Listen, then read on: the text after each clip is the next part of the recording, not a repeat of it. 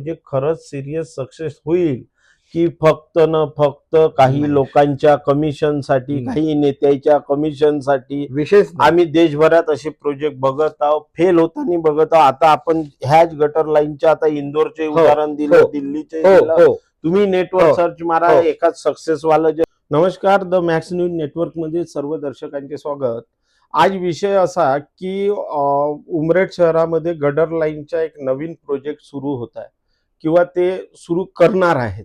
त्या संदर्भात काँग्रेसकडून काल परवा शिवसेनेकडून याचा विरोध सुरू झाला आहे. तर विरोध म्हणजे असा की बा ही गटर लाईन उमरेड शहरासाठी आवश्यक नाही असं काँग्रेसचं म्हणणं आहे, असं शिवसेनेचं म्हणणं आहे. त्याच संदर्भात आज आपल्यासोबत आहे रोहित भाऊ कारू. हे आपल्या पक्षाकडून आपली भूमिका मांडणार आहे, भारतीय जनता पार्टीकडून. भाऊ, आपल्याकडे कोणतं पद आहे आता सध्या? मी जिल्हा मंत्री आहे भारतीय जनता पार्टीचा आणि माननीय जिल्हाध्यक्ष महोदय यांच्या आदेशान्वये मी उमरेड नगरपालिकेचा प्रवक्ता म्हणून काम करतोय. अच्छा भाऊ, जो काही आता तुम्ही बातम्या बघितल्याच असेल, काँग्रेसने विरोध दाखवला, काल परवा शिवसेना शिंदे गटाकडनंही विरोध आहे की हा प्रोजेक्ट फेल आहे बा, किंवा या प्रोजेक्ट उमरेड शहराला आवश्यकता नाही असं त्यांचं म्हणणं आहे. आणि त्याच्यात त्यांनी भरपूर प्रश्न उपस्थित केले आहेत की 200 करोड रुपये हे वर्ल्ड बँकेकडून येतील, त्याची रिकव्हरी कोण करेल आणि कुठून होईल? काय म्हणणं आहे तुमचं? सर्वप्रथम सर्वांना माझा नमस्कार. स्टेप बाय स्टेप उत्तर देतो पवनजी. सगळ्यात पहिले या प्रश्नाचा मी उत्तर देऊ इच्छितो की गरज आहे की नाही. खरं तर हा प्रश्न मला त्यांना विचारायला पाहिजे की जेव्हा आज आपल्या उमरेड शहरामध्ये डे टू डे लाईफमध्ये आम्ही आता नगरपालिका प्रशासन चालवत असताना पाहतोय, म्हणजे मी नाही पण सगळे लोक संपर्कात असतात, रोज 5 ते 10 समस्या येतात. खुल्या गटारीचे, चेंबर फुटण्याचे, नाली वाहण्याचे, नाली चोकअप असण्याचे. खरं तर हा जो प्रोजेक्ट आहे भूमिगत गटारीचा, अंडरग्राउंड ड्रेनेजचा, हा विषय खूप मोठा आहे. खरं तर आमच्या विरोधी पक्षांनी, असं हे म्हणत नाही की त्यांची काही मागणी नसावी किंवा त्यांनी विरोध नाही करावा, पण माझं असं म्हणणं आहे की डेव्हलपमेंटच्या कामाला विरोध झाला नाही पाहिजे, त्यात दोन्ही पक्षांनी मिळून काम केलं पाहिजे. आता मी याची पार्श्वभूमी सांगतो की का बघं गरजेचं आहे भूमिगत गटार. सगळ्यात प्रथम आमच्या पक्षाने नगरपालिकेचा जेव्हा मॅनिफेस्टो दिला होता तर तेव्हा आम्ही पहिल्या दिवशीपासून म्हणत होतो की आम्हाला उमरेड शहराला स्मार्ट सिटी बनवायचं. जेव्हा आपण बाकीच्या देशासोबत किंवा बाकीच्या शहरांसोबत आपल्या शहराचा कंपॅरिझन करतो, आपण नेहमी चर्चेमध्ये म्हणतो की तिकडे असं झालं, आपण का नाही करू शकत, म्हणजे चांगल्या गोष्टीबद्दल. तर हा त्याचा एक पहिला पाऊल आहे की आम्ही कटिबद्ध आहोत आमच्या घोषणापत्रानुसार की आम्हाला उमरेड शहराला स्मार्ट सिटी बनवायचं. तर त्याचा हा पहिला टप्पा आहे की आरोग्य आणि स्वच्छता याबाबत सजग राहणं. तर हा विशेष मुळात आरोग्य आणि स्वच्छतेशी निगडित आहे. आज अख्खं जग जेव्हा आपण म्हणतो ना की आपला भारत देश का बघा मागे आहे, तिथे एवढी सुविधा आहेत, असं आहे तसं आहे, स्वच्छता आहे, आपल्या देशात का नाही. तर हा त्याच्याकडे घेतलेला हा पहिला पाऊल आहे. आज प्रोटोकॉल आहे भारतीय गव्हर्नमेंटचा की पूर्ण देशामध्ये त्यांना भूमिगत गटारी करायची आहे, कारण हा विषय डायरेक्ट निगडित आहे आरोग्य आणि स्वच्छतेशी. भूमिगत गटारीचा फायदा हे आहे की सगळ्यात पहिले की खुले वाहणारे नाले, साचलेलं पाणी, हे सगळ्या गोष्टीचा प्रॉब्लेम बिलकुल पुढील 30 वर्ष होणार नाही.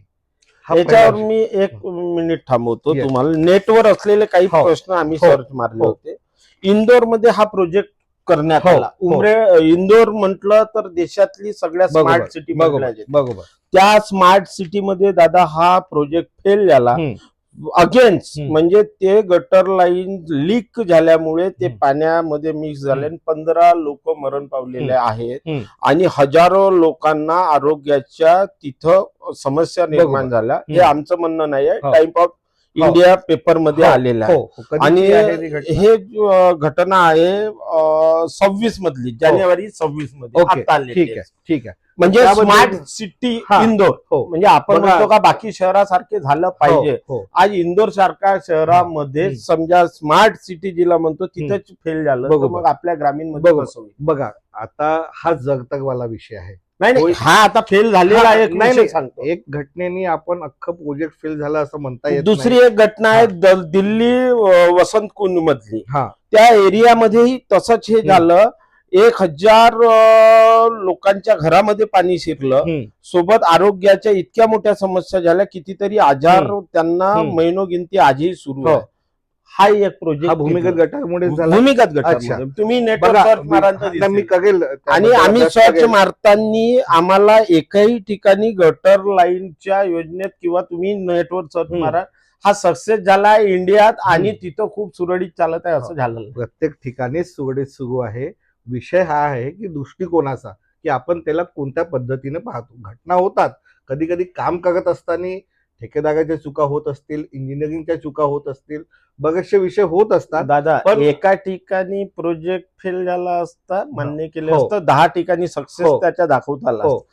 तुमच्या याच्यावरून तुम्ही सर्च मारून बघा, एकाही ठिकाणी बघा, success आता हे नाही आणि मी- लोकांचे जीव गेले आहे. हो. आता मी- तुम्ही म्हणता निगेटिव्ह मी पॉझिटिव्ह, नक्कीच- ही भूमिका नाही आहे. मी भूमिका ही आहे की हा सक्सेस झाला पाहिजे. हो एक ओव्हर ब्रिज वाला प्रोजेक्ट नागपूर आता जो हो. सध्या देशात हो. गाजत आहे, हो 4 वेच्या 2 वे केलं. हो. हा ड्रॉबॅक आहे. हा ड्रॉबॅक आहे. बिलकुल बरोबर. आहे. हो बिलकुल आहे. एक ठिकाणी एल आकारामध्ये तुमच्या मग हो. तुम्ही डेव्हलपमेंटच्या नावावर लोकांना जर मूर्ख समजत हा. असाल, खास करून बघा, भाजपवाले, हो टीका करणे आमच्या बरोबर. पत्रकारितेचे जे काम आहे, सत्यता जे आहे तेच विचार. बिलकुल बिलकुल बिलकुल. बघा, हं. काम करत असताना 100 कामं चांगले होतात, एखादी काम बिघडलं तर त्याच्यावर टीका होते असं मी मानतो. हं. माझं असं म्हणणं आहे, चांगल्या कामाचं अप्रिशिएशन झालं पाहिजे आणि चुकीच्या कामाचा विरोध झाला पाहिजे. बरोबर. पण आता इथे बाळच जन्माला आला नाही आहे हं. आणि आपण त्याचं नाव काय ठेवायचं, त्याचं लग्न कुठं करायचं याचा विषय घेतोय. तर मला असं वाटते की या स्टेजवर दादा, लसीकरण करावंच लागेल बाळ जन्मताय, बरोबर. नक्की करू. नाही तर पोलिओ नक्की- निघेल, कितीतरी नक्की अशा करू. बिमाऱ्या होईल. त्या बिमाऱ्यानंतर आयुष्यभर तडपडावं नक्की लागेल करू. इथल्या जनतेला. महत्वाचा हो. की 200 करोडचा प्रोजेक्ट हो काँग्रेसवाल्यांनी जो आरोप लावला, तर हो. त्यामध्ये महत्वाचा विषय का हा रिकव्हर कुठून? हा खूप चांगला मुद्दा विचारला तुम्ही आणि मला याच प्रश्नावर उत्तर द्यायचं होतं की याचा भुर्दंड जनतेवर बसणार की नाही. सगळ्यात पहिले जे आता आमचे माननीय नगरसेवक जे आहेत विरोधी पक्षाचे, त्यांनी आजूबाजूला ते नेहमी उदाहरण देतात भंडाऱ्याचा, की भंडाऱ्याला भंडारा आहे, पवनी हो, मी आहे, सांगतो. हिंगणघाट मी आहे, सांगतो. कामठी आहे. हो मी सांगतो. हो. हे सगळे जे प्रोजेक्ट आहेत ना पवनजी, हे नगरोत्थान स्कीम मध्ये झालेले आहेत. ठीक आहे, एक समजून घ्या डिफरन्स. हो. मी जे बोलतोय हे नगरोत्थान स्कीम मध्ये झालेले आहे आणि नगरोत्थान स्कीमचा प्रोटोकॉल असा आहे की 90% हे शासन देतं आणि 10% हे संबंधित नगरपालिकेला खर्च घ्यावा लागतो. हा प्रोजेक्ट वास्तविकता 2022लाच प्रशासक काळामध्ये याचा टेक्निकल सँक्शन झाला होता. झालाय, बरोबर. आणि आम्ही आल्या आम्ही ही स्कीम चेंज केली. हे नगरोत्थान स्कीम मध्ये होणार होतं. आम्ही आल्या 21 डिसेंबरला निवडणुकीचा निकाल लागला आणि 27 डिसेंबरला आम्ही भूमिका घेतली की आम्हाला नगरोत्थान स्कीम मध्ये हा काम नाही करायचं आहे. आम्ही त्याला वर्ल्ड बँक मध्ये कन्वर्ट केलं. वर्ल्ड बँक मध्ये याच्यासाठी कन्वर्ट केलं की वर्ल्ड बँकच्या स्कीम मध्ये जो 10% लागणारा जो शेअर आहे तो सुद्धा नगरपालिकेला वहन करायचा नाहीये. ही 100% अनुदानित स्कीम आहे. नाही, त्यांचं म्हणणं असं आहे. मी त्याचा पुढचं हा. सांगतो ना, त्याचा सांगतो. कोणताही प्रोजेक्ट बनत असताना त्याची जी बायबल असते, मी बायबल म्हणतोय, तर तो असतो त्याचा डीपीआर, डिटेल प्रोजेक्ट रिपोर्ट. त्याच्यात वेगळे वेगळे टप्पे असतात की या कामासाठी एवढे, या कामासाठी एवढे, या कामासाठी एवढे. तर ह्या डीपीआर बनवत असताना ज्याला आता मंजुरी ऑलमोस्ट मिळालेली आहे, म्हणजे प्रथमदर्शी मिळालेली आहे, डीपीआर पास झालेला आहे, TSA चा बाकी आहे. तर या डीपीआर मध्ये 100% अनुदानित हा वर्ल्ड बँकचा प्रोजेक्ट आहे. यात वेगळ्या वेगळ्या कंपोनेंट्स मध्ये वेगळे वेगळे पैसे आहेत. जो तुमचा महत्वाचा मुद्दा आहे की याचा जनतेवर काही भुर्दंड बसणार आहे का? अजिबात याचा भुर्दंड जनतेवर बसणार नाही. कारण भुर्दंड कधी असतो, जेव्हा आपण मेंटेनन्स कॉस्ट घेत असतो. म्हणजे कोणता प्रोजेक्ट चालवण्यासाठी जेव्हा आपल्याला पैसे टाकावे लागतात. पण या प्रोजेक्टमध्ये आपण 37 कोटी रुपये पुढील 15 वर्षाच्या ऑपरेशन अँड मेंटेनन्ससाठी आपण याची तरतूद केलेली आहे. पुढील 15 प्लस 5 20 वर्ष उमरेडच्या जनतेला या स्कीमसाठी एकही रुपया द्यायचा नाही. किंवा दुसरा एक अजून एक विषय असतो की याचं कनेक्शन घेत असताना जनतेवर भुर्दंड, म्हणजे ते घेतील जसं आपण जनरली पाणी पुरवठ्यामध्ये करतो की पाईपलाईन टाकत असताना कनेक्शन घेत असताना पैसे घेतो, 7 की 10,000 रुपये काहीतरी घेतात, तेवढा मला आकडा माहिती नाही. या डीपीआर मध्ये जितकेही उमरेडचे हाऊस होल्डर्स आहेत, म्हणजे जितकेही घर आहेत, त्याचेही सगळे कनेक्शनचे पैसे हे वर्ल्ड बँकच देत आहे. तर हे दोन जे महत्वाचे विषय आहेत सर्व्हिसशी रिलेटेड, की कनेक्शनचे पैसे लागतील का, अजिबात नाही. पूर्ण कनेक्शनचे पैसे डीपीआर मध्ये इन्क्लुडेड आहे आणि पुढील 20 वर्षाचा ऑपरेशन अँड मेंटेनन्सचे पैसे डीपीआर मध्ये इन्क्लुडेड आहे 37 कोटी रुपये. म्हणजे पुढील 20 वर्षापर्यंत ऑपरेशन अँड मेंटेनन्सचा जोही जबाबदारी जी आहे ते संबंधित एजन्सीची आहे. याचा म्हणून कोणताच भूर्दंड मग जनतेवर वर्ल्ड बसणार- बँक जे पैसे देणार आहेत हा, ते मी कुठून तेही सांगतो recover तेही करेल? सांगतो मी आता वर्ल्ड बँकचा इतिहास सांगतो दादा मी तुम्हाला. ऍक्च्युली उमरेडसाठी हा जरी नवीन विषय असेल की वर्ल्ड बँक अचानक हो हल्ला झाला की हे कुठून आलं म्हणून, बँक हा शब्द काढून घ्या, हा जागतिक पैसा आहे असं समजा, त्याला माध्यम वर्ल्ड बँक आहे. होते असं की जेवढेही प्रगती झालेले देश आहे त्यांनी 1946 मध्येच वर्ल्ड बँकची स्थापना केलेली आहे. म्हणजे जिथे ऑलरेडी डेव्हलपमेंट झालेला ऍक्सेस पैसा द्यायचा कुठे, तर त्यांनी एक कन्सोर्टियम बनवला, त्याला हे वर्ल्ड बँक म्हणतात. तर भारतासारखे प्रगतिशील जे देश आहेत त्यांना हे अल्प दरात, म्हणजे 0.1% मध्ये, 0.1% मध्ये हे शासनाला लोन देत असतं. आता तुम्हाला वर्ल्ड बँकचा इतिहास सांगतो. वर्ल्ड बँकच्या कडून पैसे घेण्याची सुरुवात म्हणजे प्रोजेक्ट एक्झिक्युशनसाठी ही 1948 साली झालेली आहे. आणि तुम्हाला जाणून आश्चर्य होईल, माहीत आहे की माहीत नाही, आपल्या पूर्ण भारत देशामध्ये स्वातंत्र्य मिळाल्यानंतर 1948 मध्ये जेव्हा वर्ल्ड बँक सोबत गव्हर्नमेंटनी करार केला, तर तो पूर्ण पैसा भारतभरामध्ये पूर्ण रेल्वेचं जाळं पसरवण्यासाठी त्या पैशाचा उपयोग केला गेला. आज जे भारतामध्ये विस्तृत रेल्वेचा जो जाळा आहे ना, ते निश्चितच वर्ल्ड बँकच्या अर्थसहाय्याने आहे. दुसरा विषय, 1960 मध्ये जेव्हा दुष्काळ आलेला होता आपल्या देशामध्ये, तेव्हा धान्य पुरवठ्याचं काम हे संपूर्णपणे वर्ल्ड बँकने केलं होतं. त्यानंतर आपल्या देशामध्ये त्यावेळेस जेव्हा FCI आला, फूड कॉर्पोरेशन ऑफ इंडिया, तर पूर्ण देशभरामध्ये गोडाऊन बनवण्याचं काम, FCIचे जे गोडाऊन्स आहेत जे आज आपल्याला दिसतात, ठीक आहे, ते रिनोव्हेट झाले असतील, पण त्या काळामध्ये पूर्ण भारत देशामध्ये FCIचे गोडाऊन, कारण अशी जर दुष्काळजन्य परिस्थिती पुन्हा देशात आली तर धान्य साठा करण्यासाठी आपल्याला स्टोरेज लागेल. तर पूर्ण अख्ख्या देशामध्ये वर्ल्ड बँकने भारतीय सरकारला गोडाऊन बनवून दिले FCI मध्ये. आणि त्यातल्या त्यात अजून एक विषय मी सांगतो की भारतामध्ये जेव्हा हरित क्रांती आली, जेव्हा जेनेटिकली डेव्हलप सीड्स आल्या, नवीन तंत्रज्ञान आलं, तो पूर्ण प्रोजेक्ट मॅक्झिमम तो वर्ल्ड बँककडून अर्थसहाय्य होतं. त्यातल्या त्यात अजून एक मोठा एक्झाम्पल, अमूल कॉपरेटिव्हचं नाव आपण ऐकलेलं आहे की ते एक कॉपरेटिव्ह संस्था किती मोठा सक्सेस होऊ शकतं लोकांना घेऊन. त्या कॉपरेटिव्हला वाढवण्यासाठी मार्केटिंगमध्ये आणि टेक्नॉलॉजी डेव्हलपमेंटमध्ये त्यालाही पैसे वर्ल्ड बँकने दिलेले आहेत. त्यानंतर भारतामध्ये 2000ला जेव्हा प्रधानमंत्री ग्राम सडक योजना आली, त्याचं 80% फायनान्स देशामध्ये जे 48,000 किलोमीटर जे रस्ते बनले आणि शेवटपर्यंत रस्ता, त्याचेही पैसे वर्ल्ड बँकने दिलेले आहेत. म्हणजे हा जो लोन आहे, ज्याला आपण लोकांमध्ये मिस इंटरसेक्शन आहे, हा जो लोन आहे भारताच्या GDP नुसार जर भारताचे पैसे जर आपण इंटरनली यूज केले ते महाग पडतात. त्याच्यापेक्षा हे जे विकसित राष्ट्रांचे जे पैसे आहेत, जसं आज देशामध्ये वेगळे वेगळे जे डेव्हलपमेंट चालत आहे, जसं आता मुंबई अहमदाबाद बुलेट ट्रेनचं काम चालत आहे, 55 वर्षाच्या लॉंग टर्ममध्ये जॅपनीज बँकने फंड केलेला आहे भारताला.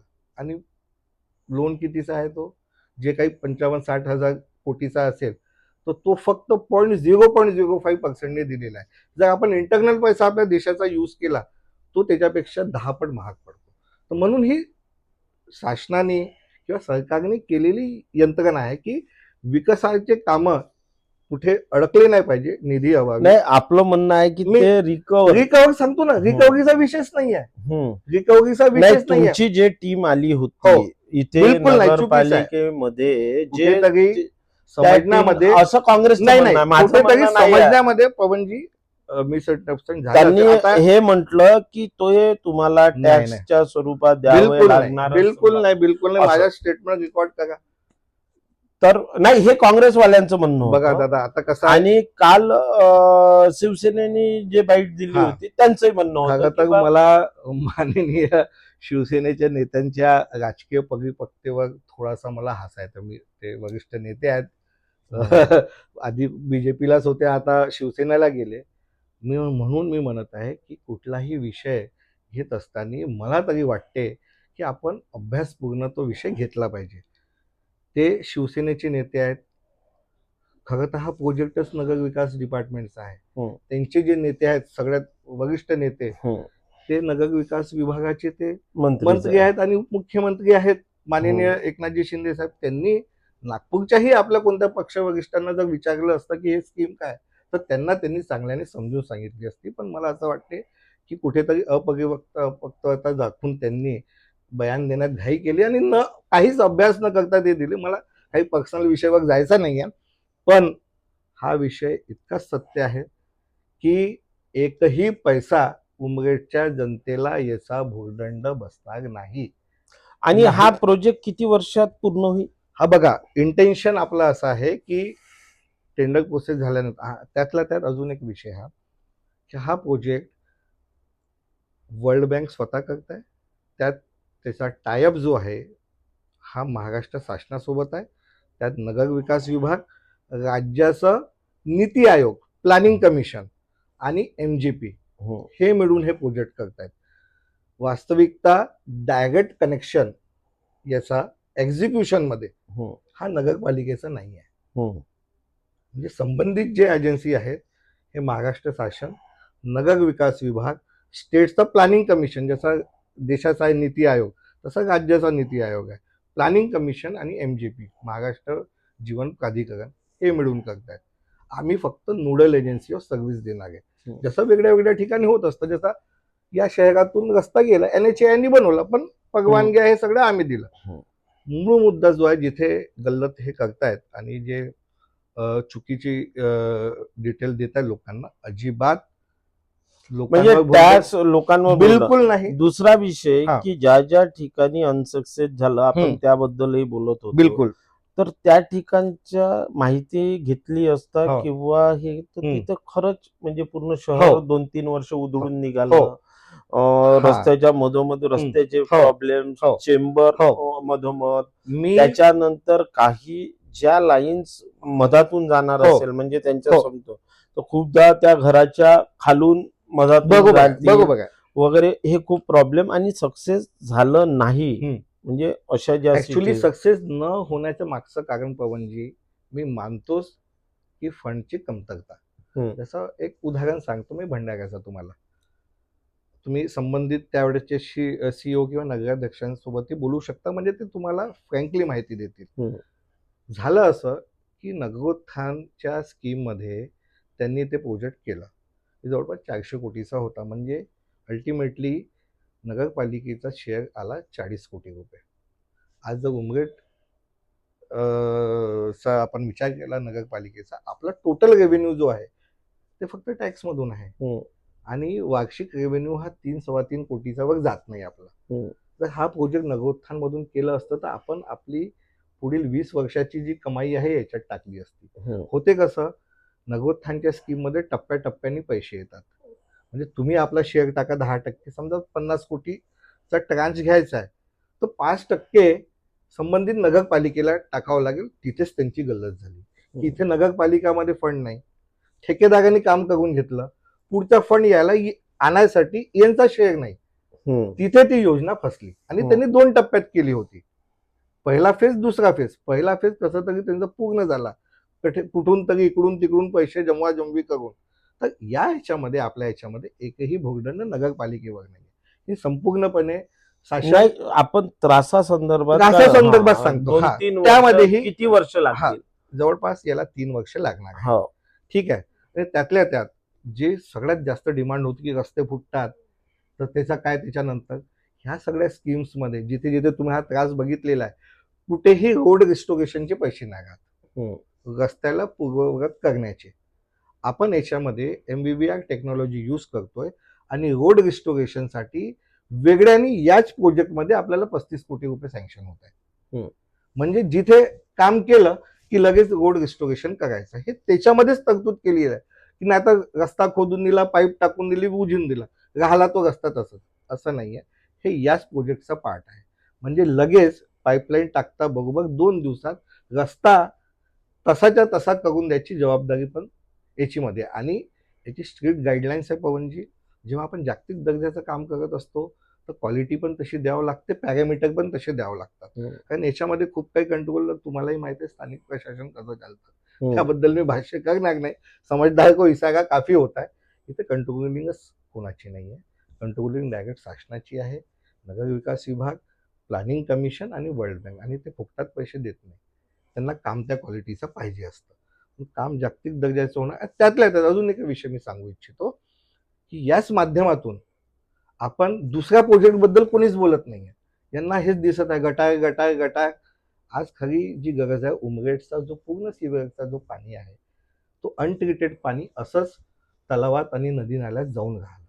जिथे मी आरोग्याचा विषय बोलतोय, आम्हाला उमरेड शहराला डेंग्यू मुक्त, मलेरिया मुक्त करायचं आहे. साचलेला पाणी नाही आणि पूर्ण जो पाणी आहे त्याला ट्रीटेड करायचा आहे. म्हणजे तो पिण्यायोग्य जरी नाही आला तर वापरण्यायोग्य झाला पाहिजे. कारण याच्यामध्ये अजून एक कंपोनेंट आम्ही केलेला आहे की हा 12 MLD पाणी आजच्या डेटनुसार निघणार आहे पूर्ण शहराचा सिवरेज.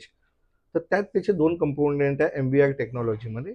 एक तर पाणी ट्रीट होईल, वापरण्यायोग्य होईल. तो जवळपास 12 MLDचा आपल्याला ट्रीट केल्यानंतर जो पाणी आहे तो 6-7 MLDचा जवळपास आपल्याला पाणी ट्रीटेड पाणी भेटलेलं आहे. त्याच्यामध्ये आम्ही MOU MIDC सोबत आम्ही करतोय की हा जो ट्रीटेड वॉटर आहे तुम्हाला कंपल्सरी राहील की तुम्हाला आमच्याकडून विकत घ्यायचा आहे. आणि त्या ट्रीटेड वॉटरमधूनच आपल्याला दिवसाचे जर 6-7 MLDचा आताचा अंदाज आहे, नंतर लोकसंख्या वाढेल तर तेही वाढू शकतं. तर आजच्या जर हिशोबाने जर 6-7 MLD पाणी जर आपलं ट्रीटेड वॉटर निघत आहे तर दिवसाचे आपल्याला 1.5 ते 2 लाख रुपये फक्त पाणी विकून भेटणार आहे. आणि जो बाकीचा जो स्लज आहे तो तिथे ट्रीट होऊन तिथे त्याचं खत पण बनणार आहे. वर्ल्ड बँक असेच पैसे देत नसतो, त्यांना आउटपुट पाहिजे असतं काहीतरी इनोव्हेशनचं. आणि आज जे पूर्ण शहराचे ओपन नाले आपल्या गाव तलाव जाऊन राहिला, आपला ऐतिहासिक वारसा आहे. आता इतके मोठे मोठे तळेगाव गाव तलावात पोहणे झाले, सगळ्यांची डिमांड असते की तो पाणी खराब आहे, पाणी खराब आहे.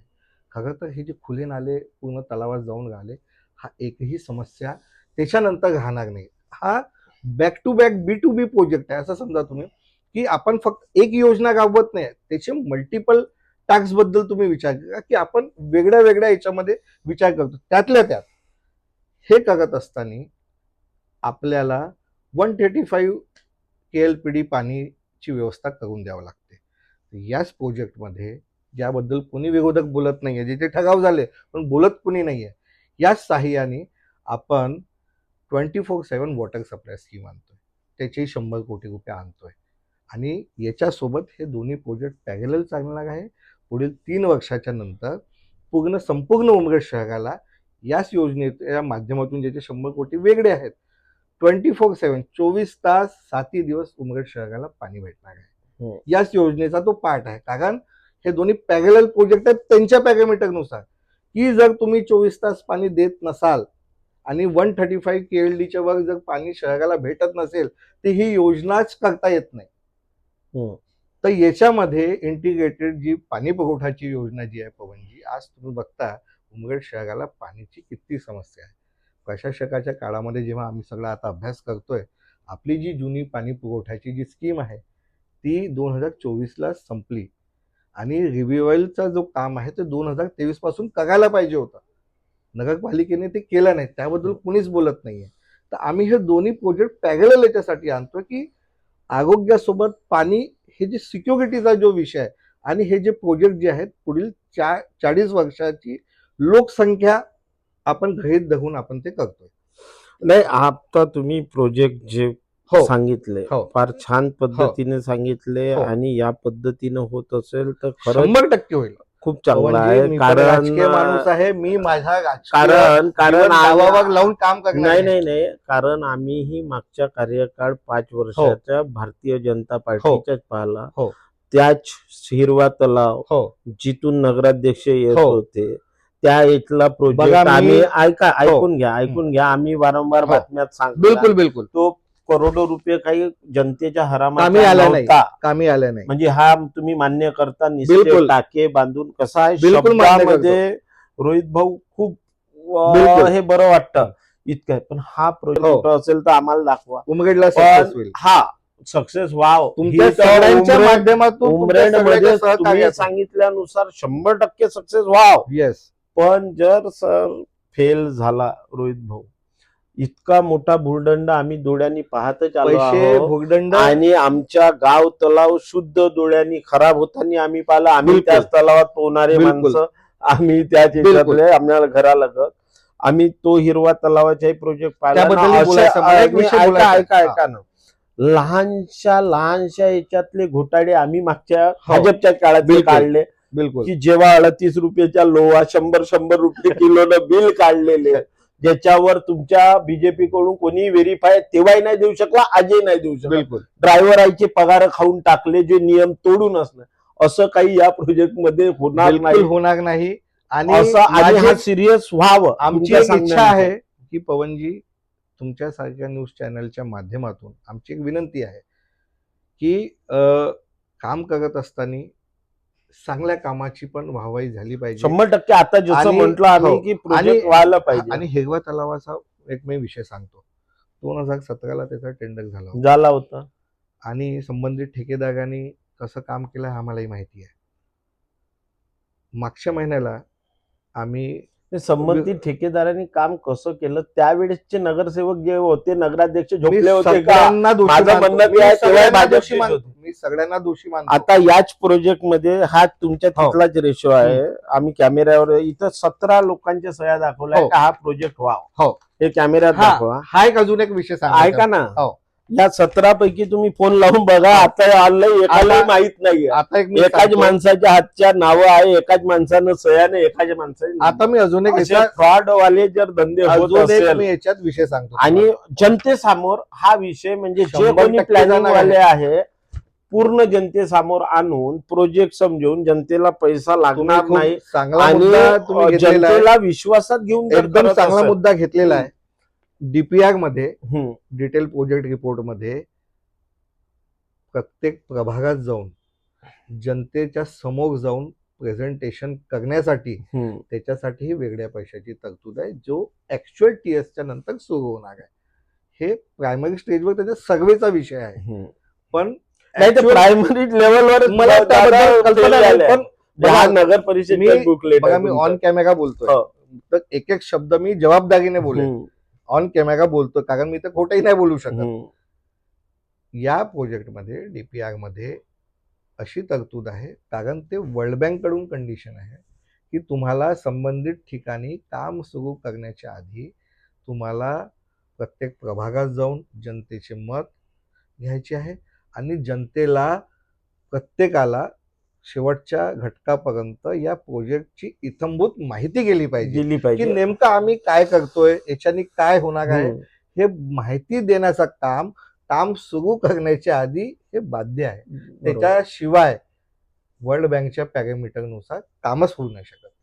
नाही आता हे वर्ल्ड आता काय- बँक वालेच लोक आले हे होते का डीपीआर हे डीपीआर बनवायच्या ज्यांनी- जेव्हा हा. बनवायच्या वेळेसचा विषय आहे तो. विषय म्हणजे आता टीएस ला गेलेला आहे. टीएस होईल. टीएस झाल्यानंतर त्याची शेवटची जी प्रशासकीय मान्यता जी आहे ती हे सगळं काम केल्याशिवाय होऊच नाही शकत. छान आहे रोहित भाऊ.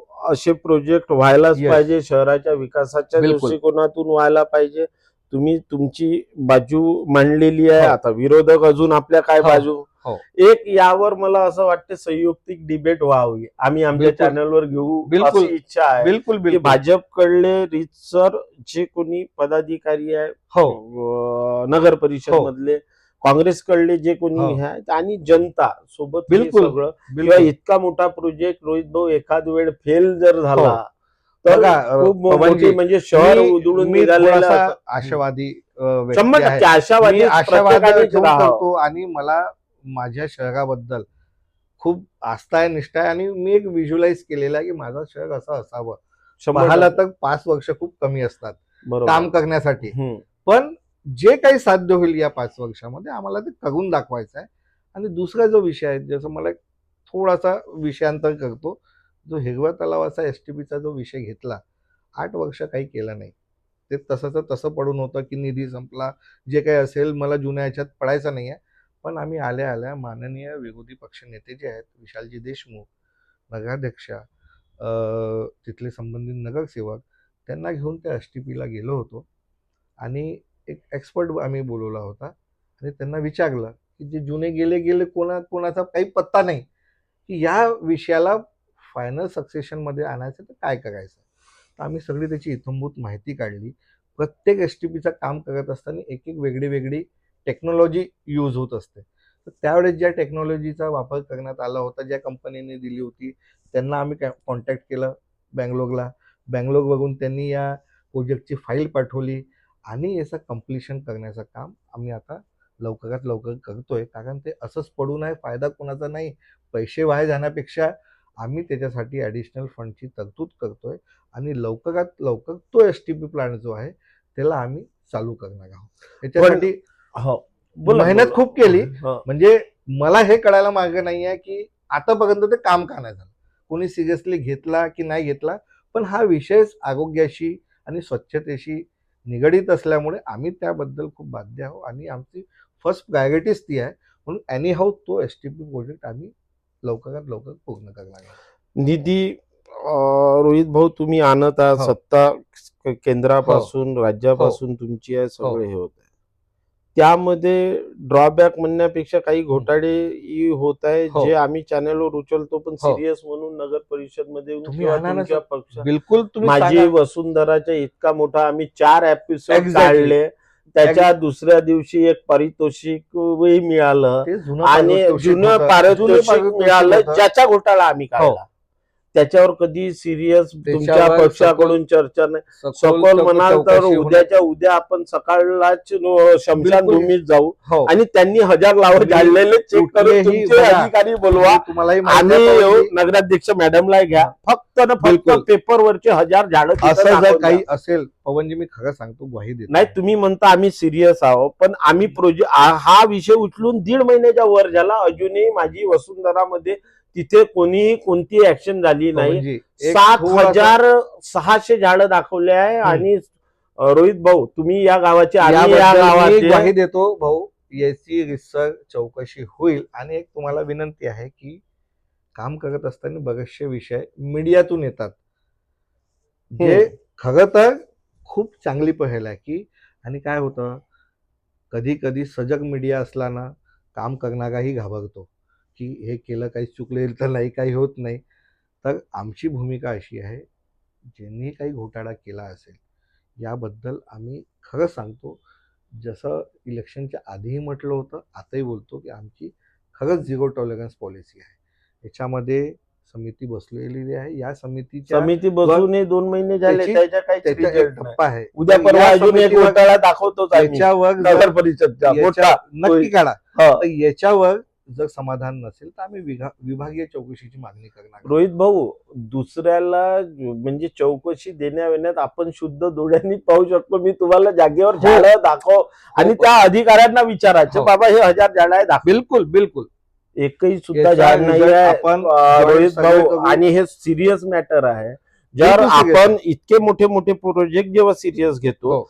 हे पण प्रोजेक्ट का जिथे 100% 40 लाखाची माती खाऊन टाकली, 100% झाडं हजारो खाऊन टाकले, पैसा उचलून मोकळे 100% घेऊ पवनजी. सिरियस घ्यावं. Seriously कारण घेऊ. उमरेडवासी म्हणून टॅक्सधारक आम्ही बिलकुल. आहोत, तुम्ही आहात. बिलकुल बिलकुल आणि जनतेच्या सामान्य लोकांचा बिलकुल. पैसा हा असा नाही, जायला नको. याबद्दल बिलकुल टॉलरन्स होणार नाही. तुम्ही आमच्यापर्यंत पोहोचवा, वाटेल तर सोबत जॉईंट सर्वे करता येईल आपल्याला. बिलकुल. इतकी क्लिअर, क्रिस्टल क्लिअर पॉलिसी आहे, एवढी ट्रान्सपरन्सी. बघू आता तुम्ही माझी वसुंधरावर केव्हा रिपोर्ट देता, बिलकुल, त्याच्यावर एक 100%. वेगळी आपण पूर्ण रीतसर डॉक्युमेंटली बातमी घेऊ. नक्की नक्की. धन्यवाद रोहित भाऊ, जी. तुम्ही सविस्तर माहिती दिली. सविस्तर हा खरंच प्रोजेक्ट असा सुंदर होत असेल उमरेड शहरात तर व्हायलाही पाहिजे आणि हा जनतेला विश्वासात घेऊन होईल. 100% तितकीच- होईल, 100% होईल.